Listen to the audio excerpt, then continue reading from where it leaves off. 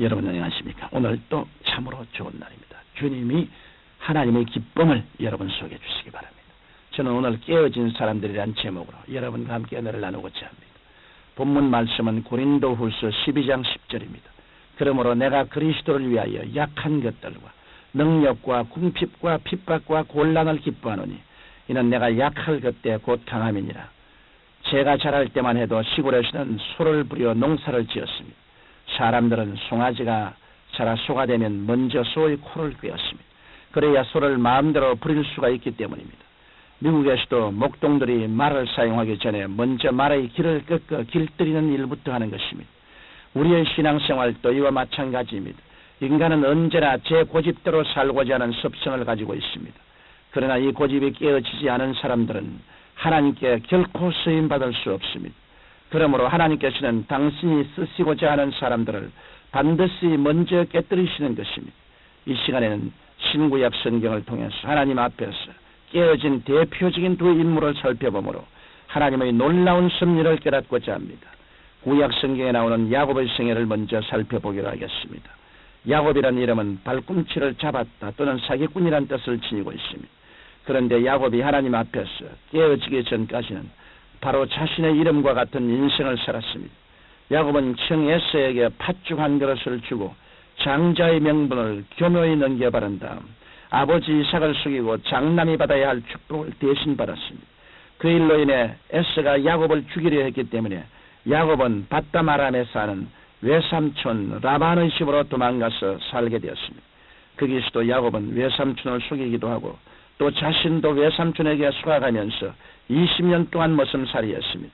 그 후 야곱은 하나님께서 약속하신 대로 처자와 소유를 이끌고 고향으로 떠나게 되었습니다. 그런데 야곱이 야복 강가에 이르렀을 때 형 에서가 부하 400인을 거느리고 자신을 죽이려고 마주오고 있다는 소식을 듣게 되었습니다.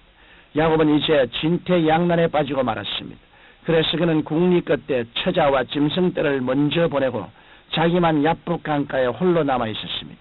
이때 하나님의 사자가 야곱 앞에 나타나 날이 새도록 야곱과 씨름을 하였으나 야곱이 끝까지 자기의 고집을 꺾지 않자 하나님의 사자는 야곱의 환도뼈를 치고 말았습니다.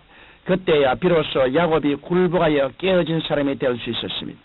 그러자 하나님께서는 이렇게 철저히 깨어진 야곱에게 하나님과 사람으로 더불어 겨루어 이겼다는 의미의 이스라엘이라는 이름을 새로 주신 것입니다.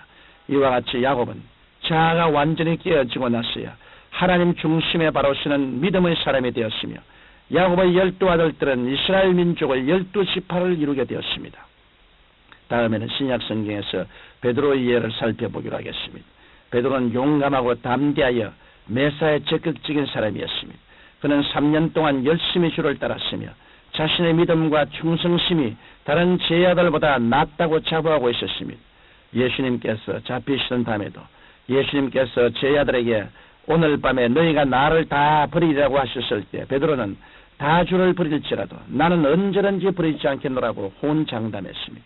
이에 예수님께서는 베드로에게 오늘 밤 닭 울기 전에 내가 3번 나를 부인하리라고 하셨지만 베드로는 내가 주와 함께 죽을지언정 주를 부인치 아니하겠나이다라고 더욱 자신 있게 말했습니다.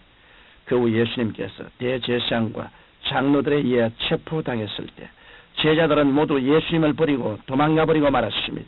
베드로는 그래도 주님이 걱정되어 멀찍이 따라가 대제사장 가야바의 뜰에 들어갔습니다. 그러나 베드로는 거기에서 생명의 위협을 느끼자 예수님을 모른다고 3번이나 부인하며 저주하고 말았던 것입니다. 그리고 나중에는 자신의 나약함과 비겁함을 깨닫고 가슴을 치며 회개했습니다.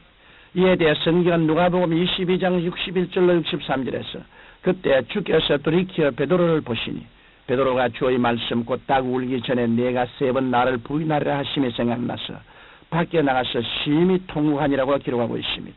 그 부활하신 예수님께서 갈릴리 해변에 나타나셨을 때 베드로에게 물으셨습니다. 요한의 아들 시몬아 내가 이 사람들보다 나를 더 사랑하느냐? 주님께서 이때 사용하신 사랑이란 말은 아가페 사랑입니다. 이 사랑은 주님께서 십자가에서 자신을 내어주신 이타적이고 희생적인 사랑을 말합니다. 그러나 베드로는 떨리는 음성으로 단지 친구로서의 사랑인 필레오의 사랑밖에 할 수 없음을 고백하며 주께서 아시나이다라고 했습니다. 그리고 주께서 똑같은 질문을 3번씩이나 거듭하시는 동안 베드로는 자신의 나약함을 뼈저리게 느꼈습니다. 주님께서는 이와 같이 깨어지고 낮아진 베드로를 사랑과 용서로 주의해 주신 다음 베드로에게 내 어린 양을 먹이라, 내 양을 치라 하시며 위대한 목양 사명을 맡기신 것입니다. 그러면 왜 하나님께서 이와 같이 우리를 깨뜨리실까요? 하나님께서는 우리를 겸손한 사람으로 만드시기 위해서 깨뜨리십니다. 성경 베드로전서 5장 5절로 6절에 보면 하나님이 교만한 자를 대적하시되 겸손한 자들에게는 은혜를 주시느니라. 그러므로 하나님의 능하신 손 아래서 겸손하라. 때가 되면 너희를 높이시라고 말씀하셨습니다. 그리고 우리를 순종하는 사람으로 만드시기 위해서 깨뜨리십니다. 깨어진 사람은 자기의 이론이나 자기의 생각을 앞서지 않고 하나님의 말씀에 무조건 순종합니다. 하나님께서는 이러한 사람을 크게 들어 쓰시는 것입니다. 또한 하나님의 능력을 나타내시기 위해 우리를 깨뜨리십니다.